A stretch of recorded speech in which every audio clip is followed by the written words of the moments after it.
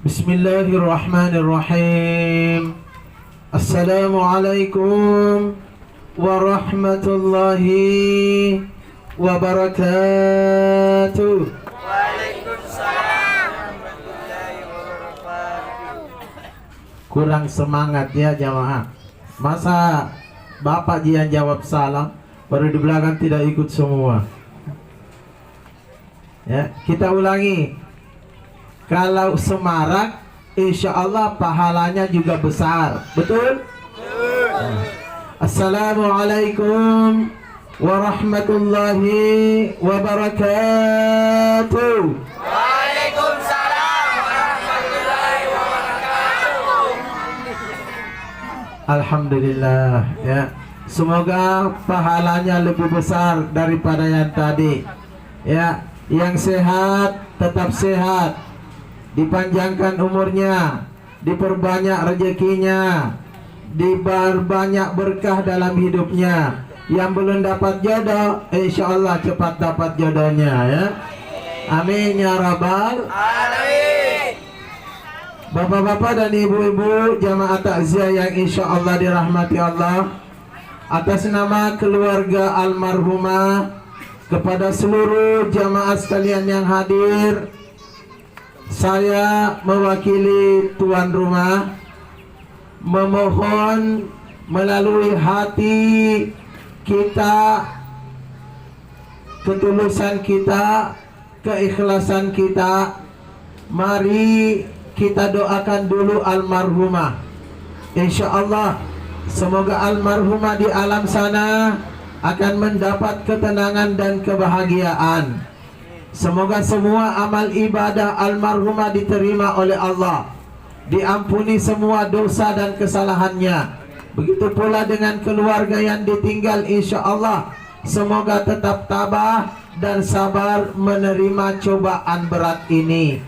Dan semoga keluarga yang ditinggalkan, insya Allah masa depannya akan lebih baik lagi setelah almarhumah meninggalkan mereka. Kita mulai doanya. Bismillahirrahmanirrahim. Ila hadratin Nabiil Mustafa Muhammad sallallahu alaihi wasallam. Al-Fatihah.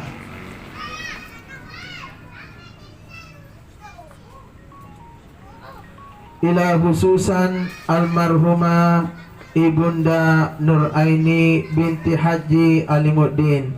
Al-Fatihah.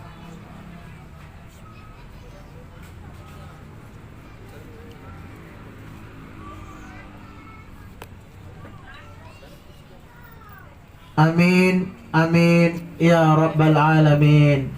Subhanallah walhamdulillah wa la ilaha illallah wallahu akbar. ولا حول ولا قوة إلا بالله العلي العظيم. لا إله إلا الله الملك الحق المبين. محمد رسول الله صادق الوعد الأمين. اللهم صل على سيدنا ومولانا محمد وعلى آله وصحبه أجمعين. أما بعد. قال الله تعالى في كتاب الكريم: أعوذ بالله من الشيطان الرجيم. Bismillahirrahmanirrahim. Ya ayyuhalladzina amanu ista'inu bis-sabri was-salah innallaha ma'as sabirin. Wa qala aidan alladzina idza asabatuhum musibah qalu inna lillahi wa inna ilaihi raji'un.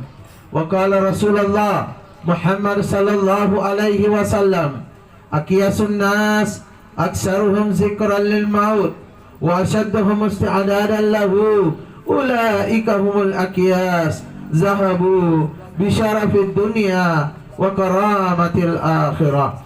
Jamaah takziah yang insyaallah dirahmati Allah subhanahu wa ta'ala, ketika malaikat Munkar dan Nakir datang akan memberikan beberapa pertanyaan kepada seorang jenazah, tiba-tiba kedua malaikat ini terkejut.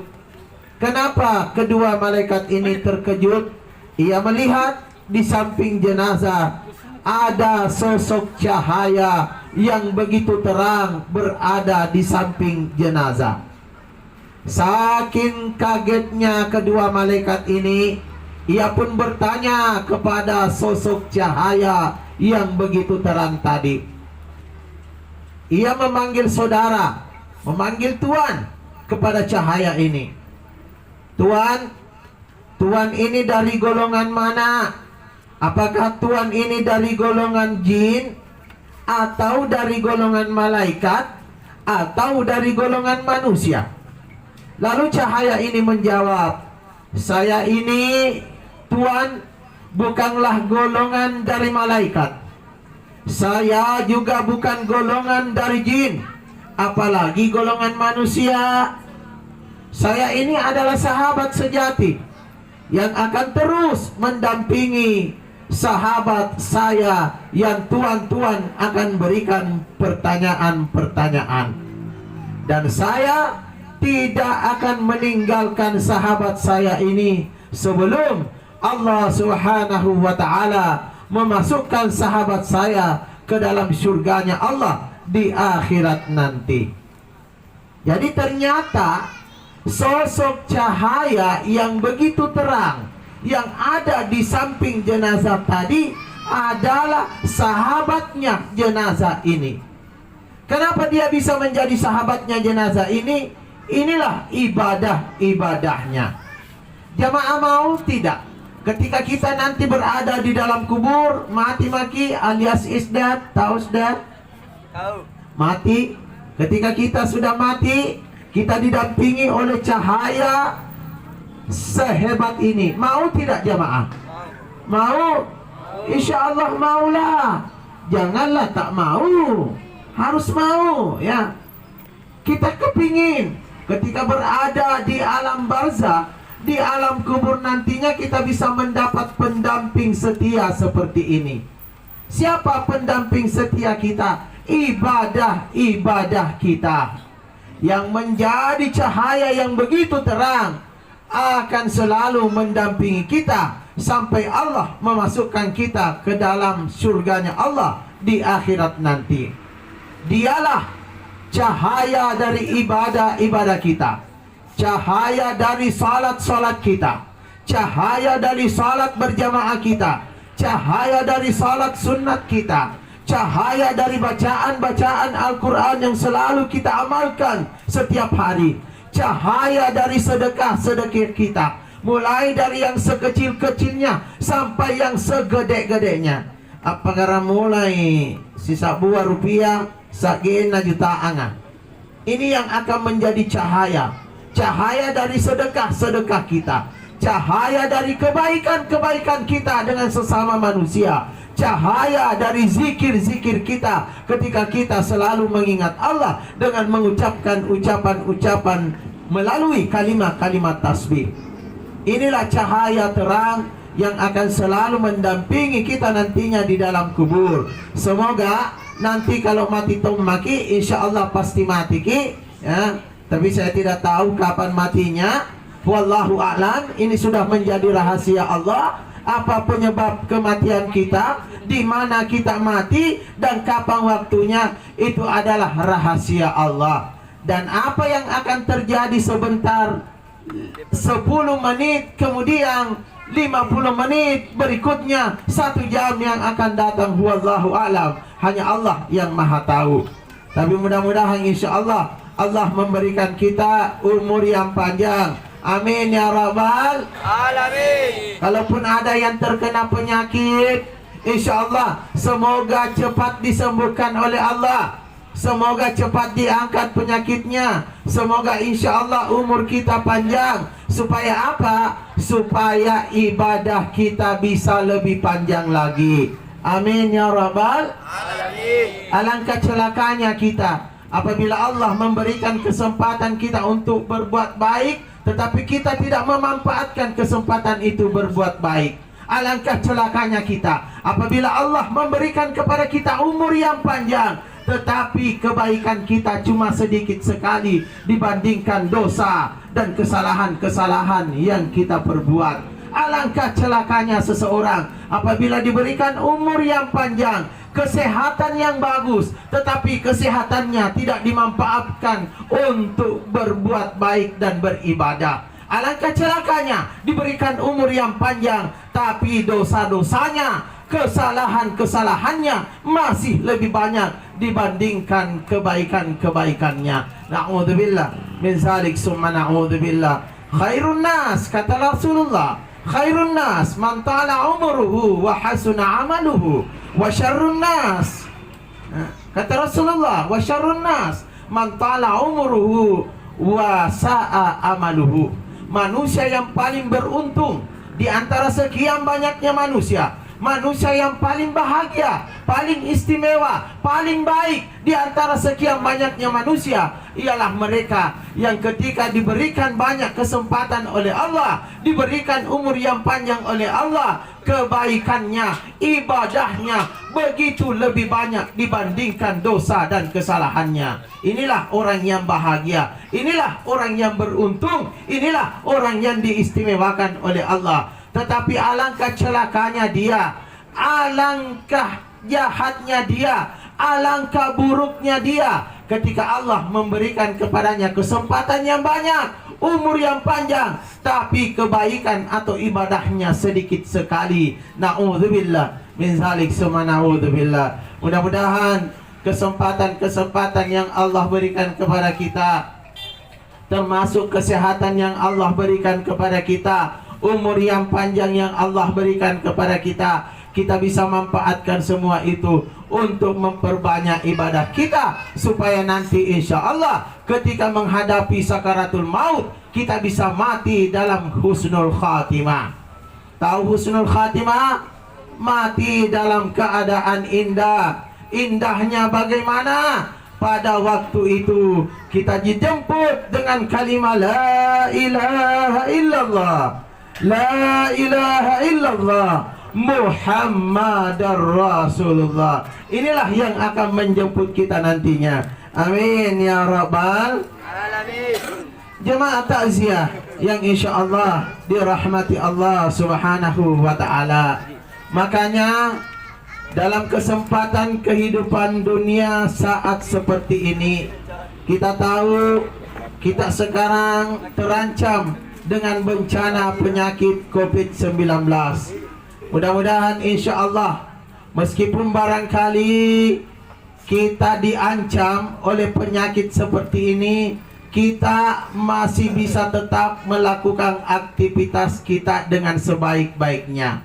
Tapi ingat, laksanakan protokol kesehatan dengan sebaik-baiknya. Setiap saat pergunakan masker. Ini masker gue. Tapi mana bisa kamu memakai masker ya sambil ceramah ya. Mudah-mudahan jamaah juga bisa mengerti. Amin ya rabbal alamin. Jamaah takziah yang insya Allah dirahmati Allah subhanahu wa ta'ala.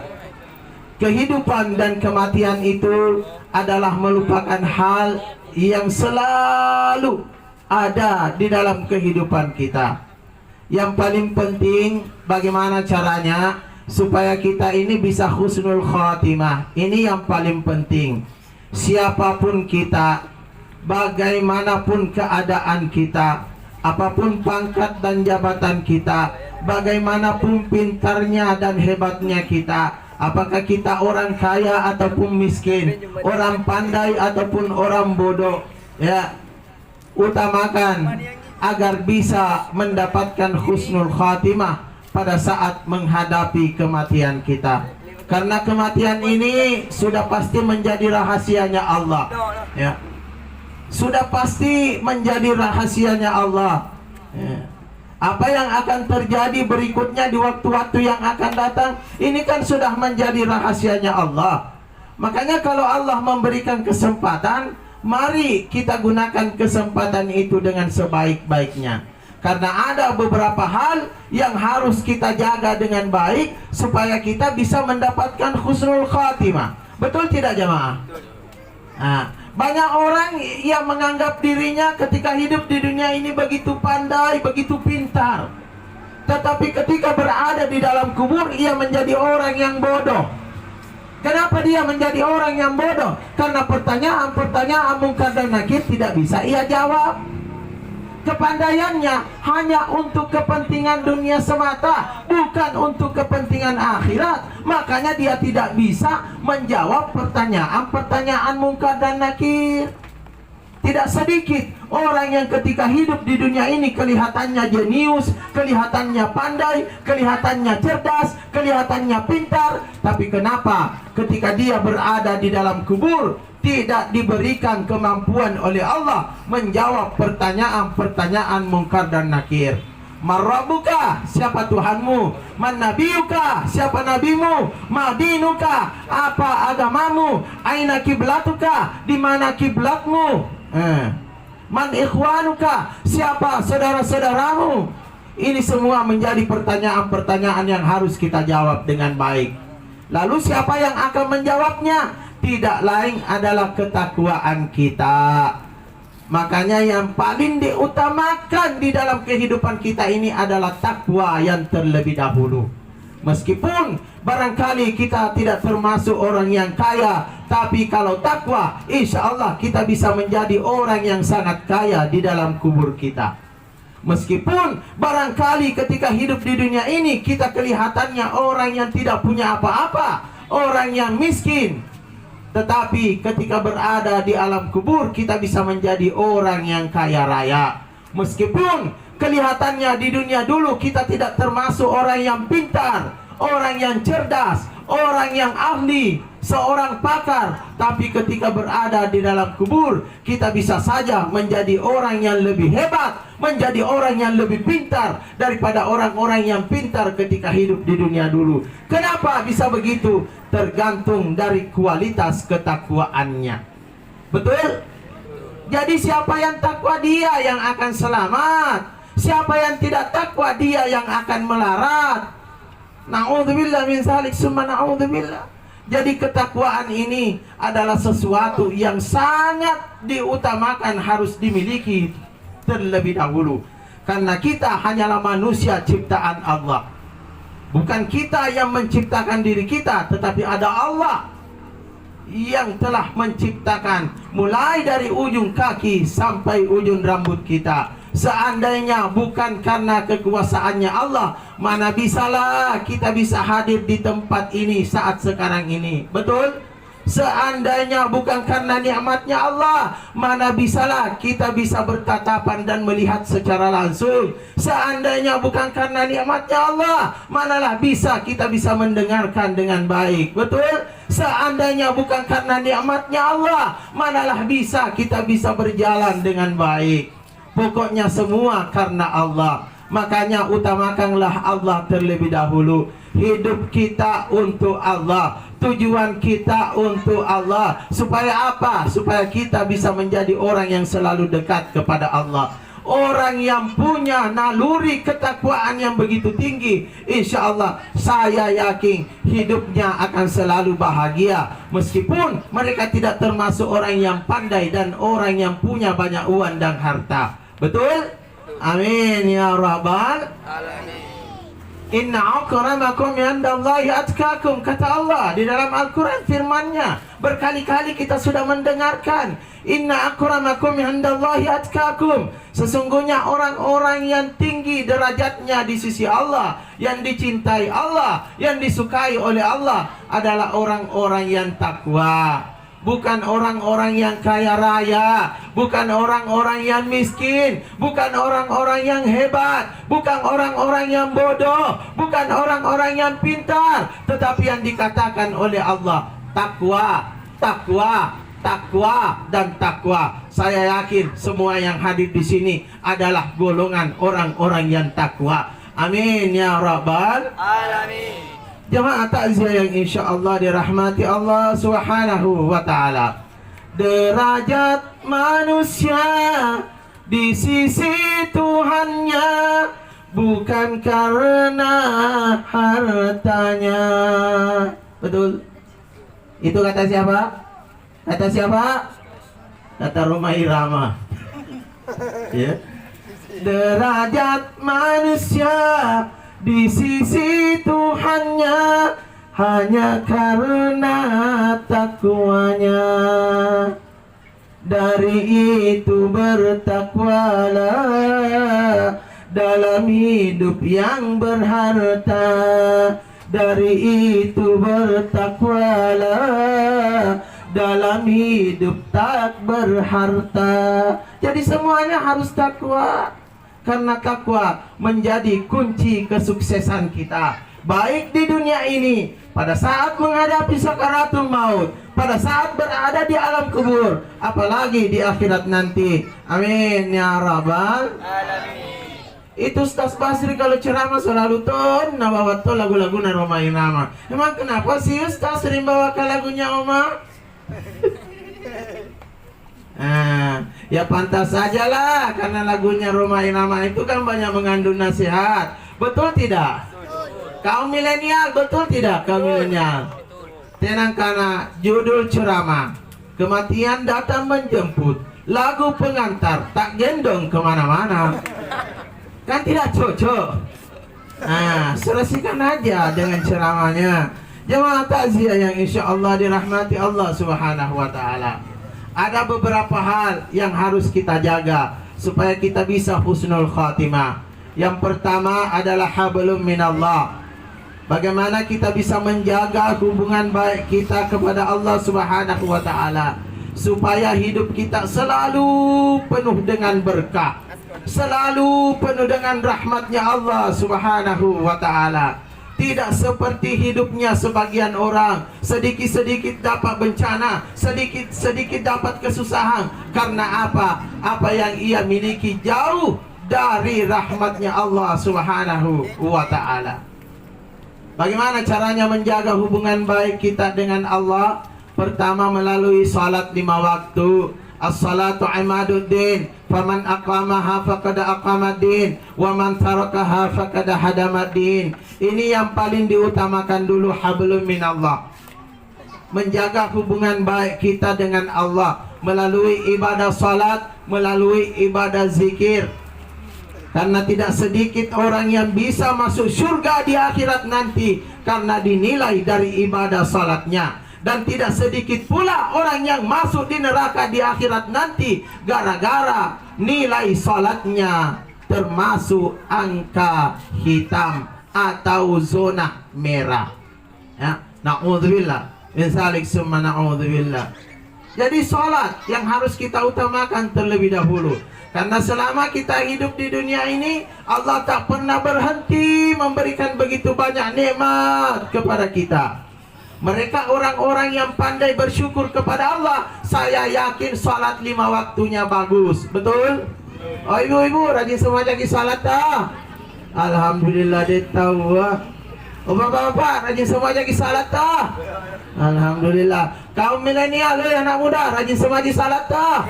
Alhamdulillah. Iya. Ibu-ibu, rajin semua salat. Alhamdulillah. Kalau rajin salat, insya Allah hidupnya akan menjadi berkah. Jangan malas salat, karena salat itu adalah tanda syukur kita kepada Allah. Jadi siapa yang rajin salat, tentara bahwa dia orang yang rajin bersyukur kepada Allah. Siapa yang sering meninggalkan salat, melalaikan salat dengan sengaja, terbukti bahwa dia adalah orang yang kurang bersyukur kepada Allah.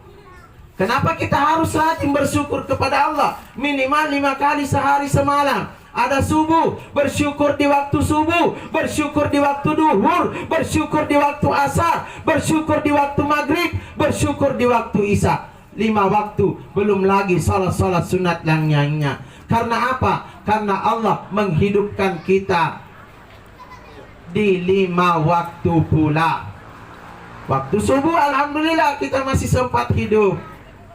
Jadikan kesempatan ketika kita hidup di waktu subuh untuk salat subuh sebagai tanda rasa syukur kita kepada Allah. Ya Allah, Engkau telah memberikan kehidupan kepada saya beratus-ratus kali di waktu subuh. Ya Allah, terima kasih ya Allah. Makanya mereka cepat melaksanakan salat subuhnya.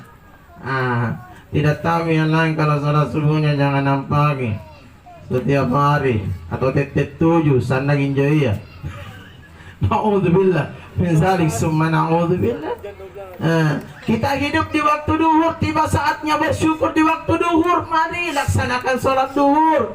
Kita masih hidup di waktu asar, tiba saatnya sholat asar. Mari kita bersyukur kepada Allah melalui waktu asar tadi. Kita masih hidup di waktu maghrib, alhamdulillah, tiba waktunya sholat maghrib. Mari bersyukur kepada Allah melalui sholat maghrib itu. Kita hidup di waktu isya, tiba waktunya sholat isya. Mari sholat isya, buktikan rasa syukur kita kepada Allah karena kita masih hidup di waktu isya. Sampai isya ke subuh, subuh ke duhur. Itulah seharusnya yang harus kita jaga dengan baik. Dan saya yakin orang yang rajin sholat, sholatnya rajin, tidak pernah resah dalam kehidupannya. Selalu mensyukuri apa yang Allah berikan kepada dirinya, meskipun barangkali tidak ada dalam sehari ataupun sedikit dalam sehari. Jadi orang yang rajin salat kentara, rasa syukurnya begitu tinggi kepada Allah Subhanahu wa ta'ala. Di dalam surah Ibrahim ayat 7, Allah kan sudah memperingatkan manusia. Allah sudah memperingatkan manusia. La in syakartum la azidannakum wa la in kafartum inna adzabi lasyadid. Siapa yang rajin bersyukur kepada saya, siapa yang rajin bersyukur atas nikmatku, maka saya akan tambahkan nikmatku kepada dirinya. Tapi siapa yang malas bersyukur kepada saya, kutu bersyukur kepada saya, malas salat, malas membuktikan rasa syukurnya kepada saya, maka azabku adalah siksaan yang sangat pedih.